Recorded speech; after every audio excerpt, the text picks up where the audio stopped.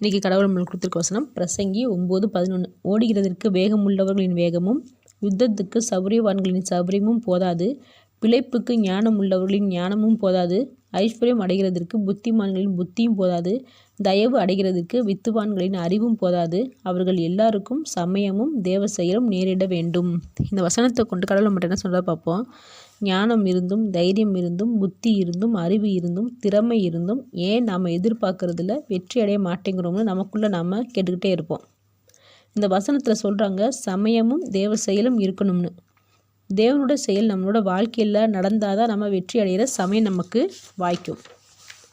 எப்போ பார்த்தாலும் நம்மளோட திறமை அறிவு பலம் மேலே நம்பிக்கை வைக்கிறோமே, எப்போயாவது தேவன் மேலே நம்பிக்கை வைக்கிறோமா? நம்பிக்கை வச்சு வேண்டுதல் செஞ்சாலும் எனக்கு இவ்வளோ திறமை இருந்தும் என்னால் ஏன் சாதிக்க முடியல அப்படின்னு தான் நம்ம கேட்குறோம். அப்படி நம்ம கேட்கும்போது நம்மளை அறியாமலேவும் நம்மளோட திறமையை தான் நம்ம முன்வைக்கிறோம். அப்போ தேவனுடைய செயல் நமக்கு நடக்கணும்னா நமக்குள்ளேயும் சரி தேவனுக்குள்ளேயும் சரி நம்மளை நாமளே தாழ்த்தி பார்க்கணும். நம்மளை தேவன் முன்னாடி தாழ்த்தும் போது தேவன் நம்மளை உயர்த்துவார். ஆமேன்.